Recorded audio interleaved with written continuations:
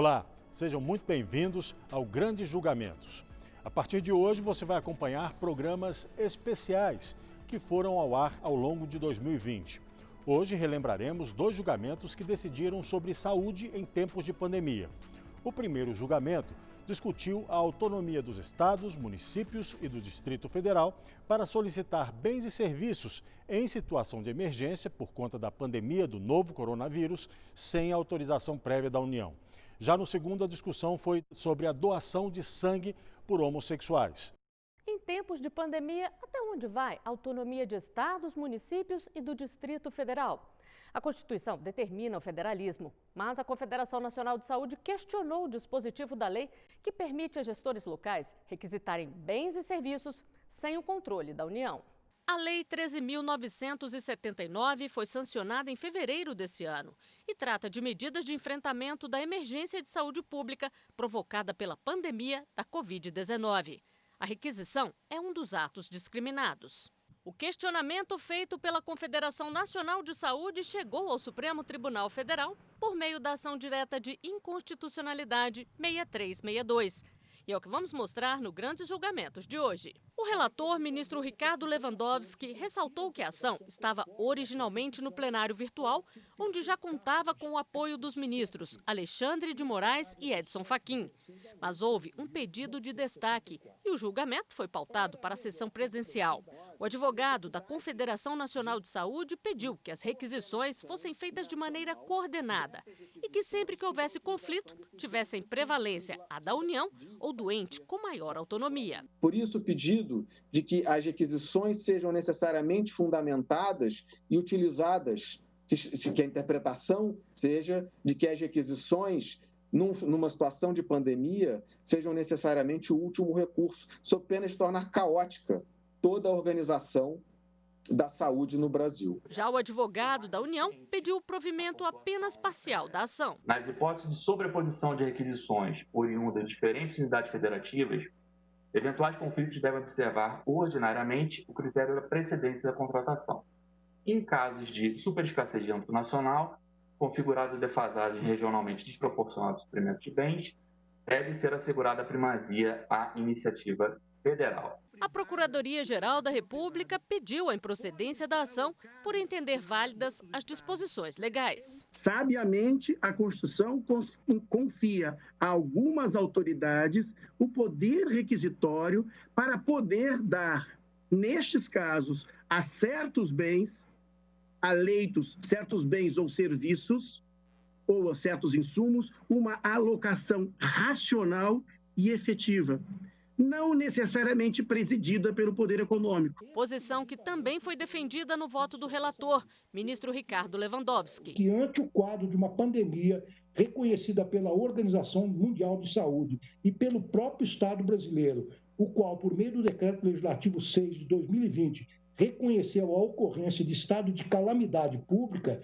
está, entre aspas, demonstrado que no conflito entre os princípios da proporcionalidade, do livre exercício da atividade privada, da transparência com o direito universal à saúde, este deve prevalecer na medida exata para evitar mortes. Eu vou ao final do voto dizendo o seguinte: por tudo quanto expus, julgo improcedente a presente ação direta de inconstitucionalidade, mostrando-se, em consequência, inexequível o pedido de suspensão imediata de todas as requisições administrativas já realizadas, que era uma das pretensões também do requerente. Pedido que foi julgado improcedente pelo ministro Marco Aurélio, que adiantou seu voto. Evoluo para dizer a Vossa Excelência que participo, e participo já de início, adiantando inclusive meu convencimento, acompanhando Sua Excelência o relator, no sentido da improcedência do pedido inicial e o cumprimentando pelo voto proferido. O voto seguinte foi do ministro Alexandre de Moraes,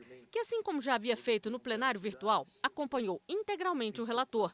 Para o ministro, é preciso fortalecer as regras do federalismo presentes na Constituição. Uma preocupação de um federalismo mais centrífugo, de uma descentralização, porque federalismo em estados como Brasil, em países grandes, federalismo é sinônimo também como bem ressaltou Sua Excelência, de democracia. São vários centros de poder contrabalanceando o poder central, para que haja aqui um balanceamento. E, nesse caso, claramente, é o federalismo participativo, a questão da possibilidade ou não legal, e Sua Excelência bem colocou, essa possibilidade de requisição legal existe há muito tempo. É a previsão constitucional e a regulamentação. O ministro Edson Fachin também manteve a posição já sustentada no plenário virtual. Como o eminente ministro relator já indicou ao início, eu já houvera tido a honra de acompanhar Sua Excelência integralmente ao início da votação do feito que se encontrava no plenário virtual. Para o ministro Roberto Barroso, as restrições que devem ser feitas às requisições já se encontram detalhadas na Constituição. Motivo pelo qual ele também votou pela constitucionalidade da lei. As políticas públicas que dizem respeito à proteção da saúde são de competência comum dos entes da federação, na linha do que prevê de maneira expressa o artigo 23, inciso 2 da Constituição. É competência comum da União, dos estados, do Distrito Federal e dos municípios cuidar da saúde. Até agora, você acompanhou os votos dos ministros Marco Aurélio, Alexandre de Moraes, Edson Fachin e Roberto Barroso. Todos votaram com o relator pela improcedência da ação, corrente que também foi seguida pela ministra Rosa Weber. No contexto presente, afasta a ideia de acumulação e dita o desenho de um sistema cooperativo que almeja proporcionar aos indivíduos da sociedade uma existência digna e sadia. Também pontuo, como fez o eminente relator, a imprescindibilidade da motivação, com fundamentação fática e técnica idônea a demonstrar o perigo público e o caráter proporcional da medida como forma de enfrentamento do contexto pandêmico. Para o ministro Luiz Fux, a dependência de prévia autorização do Ministério da Saúde seria uma burocracia desnecessária. Por isso, ele também negou o pedido da ação. A dependência dessa autorização do Ministério da Saúde, ela carrega o poder decisório dos demais entes federativos e afronta completamente a autonomia dos estados, de forma evidente, inserindo uma burocratização evidentemente desnecessária na atuação dos órgãos de saúde. O caráter de urgência íncito a esse instrumento das requisições administrativas de bens e serviços nos coaduna com procedimentos longos e ineficientes. A própria Constituição, como aqui já foi destacado antecedentemente, ela exige o binômio iminência e perigo público. Também para a ministra Carmen Lúcia, a Constituição é clara quando trata da autonomia em casos de requisição. Pareceu-me que o ministro Ricardo Lewandowski tratou da matéria de uma forma especialmente feliz, todos os votos de Sua Excelência são assim, porém, ao envergar a questão da federação, a necessidade de essa competência comum ser integralmente cumprida pelos entes da federação, sem qualquer eivo maculatizar as normas questionadas da Lei 3.979. E ainda em respeito ao próprio Instituto da Requisição, que tem a característica que se quis esvaziar com o pedido formulado nesta ação.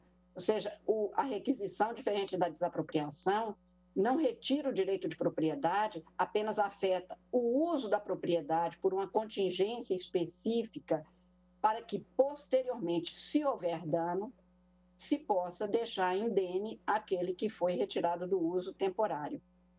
Se for ao direito brasileiro, vai se ver que, por exemplo, e cito em meu voto, Seabra Fagundes, fazia esta referência expressa. O que se infere dos textos constitucionais e da legislação especial, afirmava o ministro Seabra, é que as requisições civis, notadamente oportunas em casos de perigo público iminente, tal como referente à saúde pública, restringem-se ao direito de uso. Portanto, não há nada de diferente no que foi feito por essa lei. Acho até, senhor presidente, que se não tivesse essa lei, as requisições, neste caso de calamidade pelo novo coronavírus, poderiam ser adotados pelos entes da federação. Portanto, como foi dito pelo ministro relator, não há necessidade de qualquer interpretação que conforme a norma à Constituição, porque não há outra interpretação que a Constituição permita, a não ser esta que foi questionada na presente ação. Estou fazendo juntada de votos, senhor presidente, e, como disse, acompanhando o voto do ministro relator no sentido da improcedência da ação. O ministro Gilmar Mendes também votou pela validade da legislação, mas enfatizou que as requisições devem atender ao princípio da proporcionalidade. Só valerá a requisição, também em concreto, se atendido ao requisito da proporcionalidade, na acepção da necessidade, da adequação e da proporcionalidade em sentido estrito. Por isso que eu estava aventando a hipótese de até mesmo encaminhar na linha de uma interpretação conforme. Mas diante já do massivo apoio tido pelo voto do eminente relator e considerando que ou pelos fundamentos ou pelos obter dicta nós temos de alguma forma limitação à ideia e à necessidade de procedimentalização, essa matéria carece de ser procedimentalizada para, de fato, balizar essas situações, seja entre os entes que vão eventualmente exercer essa atividade, e eu digo, esse problema poderia ser facilmente, ou pelo menos não de forma tão dificilmente resolvida, se de fato tivesse havido um mínimo de cooperação ou de materialização daquilo que está na Constituição, a propósito do SUS, que é a acepção mais clara e que não está sendo realizada por uma perversidade política, diga-se de passagem, por um desvio de conduta política. Se o Ministério da Saúde estivesse cumprindo bem o seu papel, uma parte dessa discussão estaria resolvida, que é a questão do federalismo cooperativo.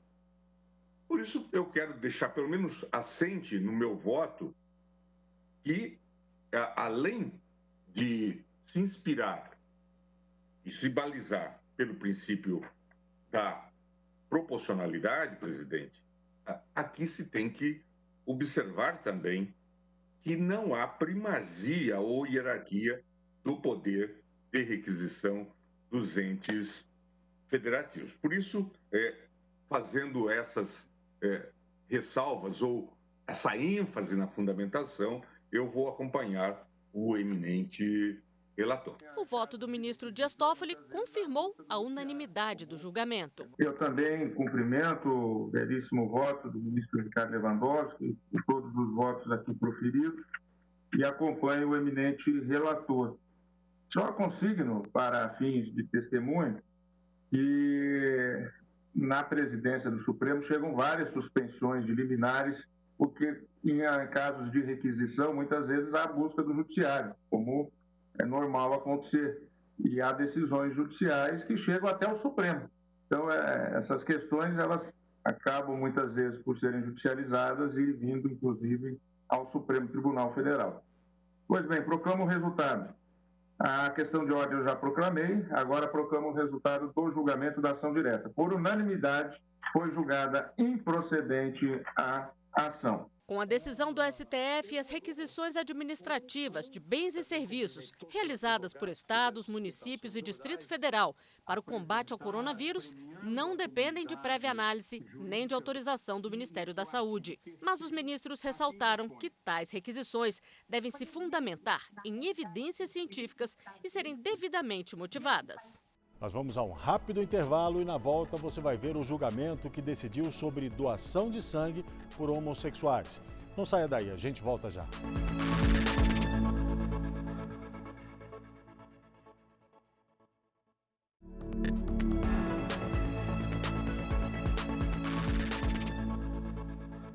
Olá, o Grande Julgamentos está de volta, hoje com um programa especial. E a gente mostra para você agora como foi o julgamento que derrubou a restrição que proibia os homossexuais de doarem sangue.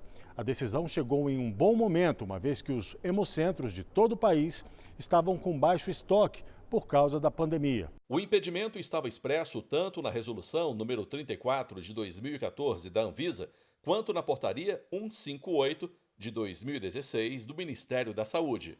O questionamento sobre a validade dessas normas chegou ao STF por meio da ação direta de inconstitucionalidade 5543 do Partido Socialista Brasileiro, PSB. O julgamento começou em 19 de outubro de 2017. Mas, na verdade, o debate travado aqui na Suprema Corte foi motivado por uma história que aconteceu em 2012. Um estudante de direito foi com o namorado a um hemocentro para doar sangue, mas os dois foram dispensados. A enfermeira, na entrevista, falou que eu não poderia doar por conta desse relacionamento, mesmo que a gente estivesse junto há mais de um ano e fizesse uso de preservativo. E aí eu questionei o porquê, e ela explicou que tinham normas que impediam. Coube ao ministro Edson Fachin relatar a ação que questionava a constitucionalidade dos dispositivos que impediam a doação de sangue por homossexuais. Segundo o requerente, os atos que veiculam os dispositivos impugnados trazem inúmeras normas autônomas a serem observadas nos procedimentos hemoterápicos em toda a Federação Brasileira, bem como criam embaraços genéricos e abstratos para a doação legal de homossexuais sem qualquer fundamento para tanto. Lido o relatório, foi a vez das sustentações orais. Pelo partido que apresentou a ação, falou o advogado Rafael de Alencar. A extirpação dessa regra que ora se questiona não coloca em risco a segurança ou a qualidade do sangue doado no Brasil. E por que não faz? Porque existem diversas regras, inclusive nessa portaria, que declaram inaptos aqueles que, de fato, possuem comportamento sexual arriscado. Após as sustentações orais, o ministro Fachin votou pela procedência da ação. Para ele, a precaução e a segurança são parâmetros inseparáveis para a doação de sangue, mas condicioná-las ao gênero ou orientação sexual do doador caracteriza discriminação. As normas do Ministério da Saúde e da Anvisa estabelecem, meu modo de ver, uma discriminação injustificável, tanto do ponto de vista do direito interno, quanto do ponto de vista da proteção internacional dos direitos humanos. Após o voto do relator, o julgamento foi suspenso e retomado na sessão seguinte, em 25 de outubro de 2017. Com a retomada do julgamento, o primeiro a votar foi o ministro Alexandre de Moraes. O ministro defendeu que a janela imunológica, prazo para a doação de sangue com segurança, seja determinada para todas as condutas de risco e não de forma genérica para relações homossexuais. Ele abriu divergência e acompanhou parcialmente o relator. Homens que fazem sexo com homens não poderem doar sangue sem uma abstinência de 12 meses. Isso pode ser substituído, e a ciência demonstra, pelo fato de se aguardar a janela imunológica para, nesses casos, se realizar a transfusão de sangue. Mesmo em alguns casos, lamentavelmente, isso ocorre, nós sabemos que às vezes falta sangue, mas mesmo em acidentes em que se precisa sangue, esses casos específicos devem aguardar a janela sorológica ou imunológica. Já o ministro Roberto Barroso acompanhou o relator. Para ele, é possível determinar mecanismos de prevenção não discriminatórios. O ministro apresentou dados de países onde isso já ocorre. Fui verificar que diversos países já baniram a restrição à doação de sangue por homossexuais.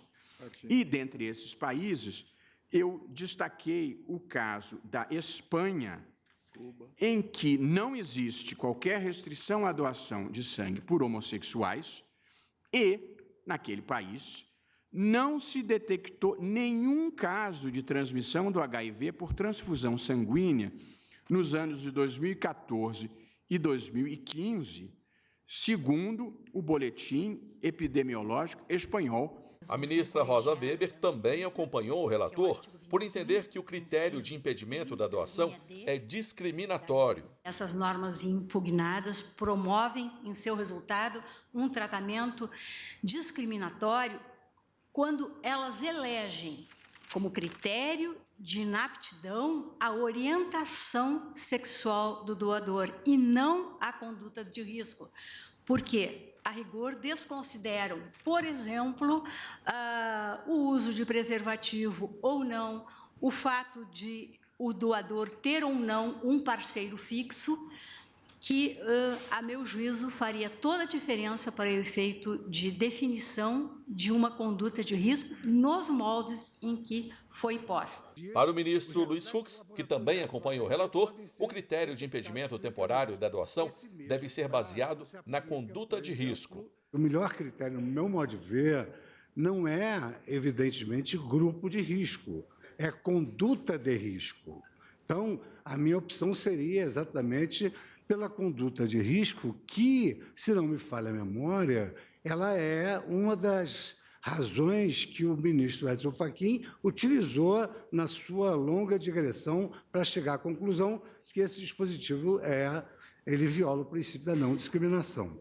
Eu observo que, efetivamente, ao invés de o legislador secundário ter eleito a conduta de risco, ele elegeu um grupo de risco à luz da sua orientação sexual, que muito bem destacou a ministra Rosa, já foi, digamos assim, um critério conjurado pela Corte em várias e várias soluções judiciais que aqui nós adotamos. O ministro Ricardo Lewandowski sugeriu a definição da janela imunológica por parte das autoridades sanitárias para pessoas com conduta de risco. Nós temos, de um lado, a questão da saúde pública, a proteção, enfim, de todos aqueles que vão receber sangue, e que são muitos e cada vez em número crescente.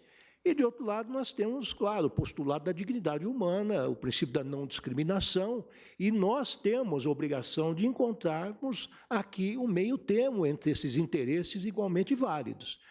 Quer dizer, simplesmente afirmar que essa expressão que se contém na linha B é uma expressão discriminatória e deve ser expungida da portaria e da resolução, não resolve o problema da saúde pública. Quer dizer, e, de outro lado, eu penso que é temerário e nós não temos a capacidade institucional, como disse o eminente ministro Luiz Fux, de definirmos qual é o prazo dessa janela imunológica. Os ministros ressaltaram a necessidade de definir os critérios para, sem discriminação, garantir a segurança de quem recebe o sangue. Visa a saúde pública dos cidadãos em geral. E ninguém quer ser destinatário de uma transfusão sem ter uma segurança mínima quanto à certeza, quanto ao valor em termos de não contaminação desse mesmo sangue. Neste grupo de risco, existem outros indivíduos, existem, por exemplo, aqueles, como já disse, que têm sido encarcerados por mais de 72 horas, que tenham feito piercings, tatuagens ou maquiagens definitivas, que hajam sofrido acidente com material biológico. Então, uma série de pessoas que se inserem nesse grupo de risco. E, a rigor, não há uma proibição de doação de sangue, como se tem aventado aqui. A questão aqui seria que, deixando para a parte médica estabelecer a janela para os não grupos de risco ou as condutas de risco, não só a conduta de risco de homem contra homem, mas também, por exemplo, e cito aqui, uma outra, quem foi vítima de um estupro. Pois é.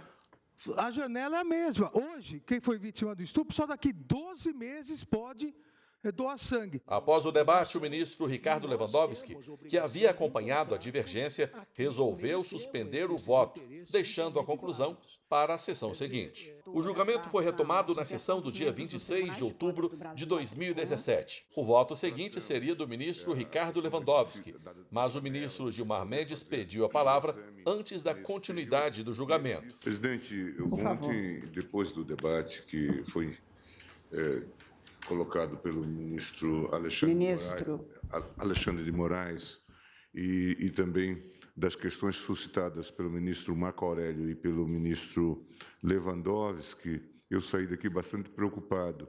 E hoje ainda tive uma conversa com o médico infectologista, professor Davi Uip, que fez uma série de ponderações, inclusive sobre essa questão do exame que se pode fazer, dizendo que ele pode ser feito realmente, mas ele custa muito ainda, está com preços ainda proibitivos. Então, talvez os estados do Centro-Sul logrem fazê-lo, e até de forma generalizada, mas isso não ocorrerá no Norte e Nordeste. De modo que eu ponderaria ao tribunal e pediria a vista desse processo. O ministro Ricardo Lewandowski exaltou o voto do relator, mas lembrou um inciso da Constituição Federal que estabelece a responsabilidade do Estado em relação à doação de sangue. Concordo com os fundamentos do eminente relator.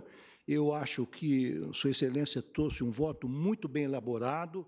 Nós não podemos aqui, nesta Suprema Corte, compactuar com qualquer tipo de discriminação, mas existe, evidentemente, uma obrigação constitucional do Estado para com a saúde, e há um dispositivo, inclusive, estive vendo dessa manhã, que é um dispositivo da Constituição, o artigo 200, um dos incisos, em que estabelece uma obrigação muito clara do Estado com relação ao controle de todos os produtos hemoderivados. Tendo em conta exatamente esses dois valores importantes que devem ser protegidos por esta Corte e, sobretudo, considerando que nós temos que ser consequentes, e como temos sido sempre, eu estaria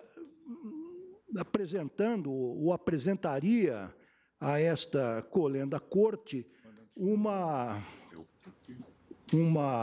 interpretação conforme, tentando, mas não vou adiantar, vou aguardar o voto do eminente ministro Gilmar Mendes, mas levando, evidentemente, em consideração o belíssimo, profundo voto do ministro Fachin, mas também outras considerações, sobretudo aquelas trazidas ontem pelo ministro Alexandre de Moraes. Aguardo, portanto. Pois não. Então, proclamo o resultado provisório que houve pedido de vista do ministro Gilmar Mendes.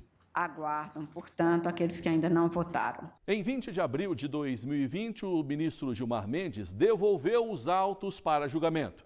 Mas, dessa vez, a análise da ação direta de inconstitucionalidade 5543 foi em meio virtual. Do dia 1º ao dia 8 de maio, os ministros tiveram tempo para explicitar os votos. Por maioria, 7 votos a 4, o Supremo julgou procedente a ação. Com isso, foram considerados inconstitucionais dispositivos de normas da Anvisa e do Ministério da Saúde que excluíam do rol de habilitados para doação de sangue homens que tivessem tido relações sexuais com outros homens e as parceiras destes nos 12 meses antecedentes. E assim a gente encerra o Grande Julgamentos de hoje. Eu espero que você tenha gostado. Acompanhe a nossa programação também no site da TV Justiça ou no nosso canal do YouTube, TV Justiça Oficial. Obrigado pela companhia e eu volto na próxima semana. Tchau.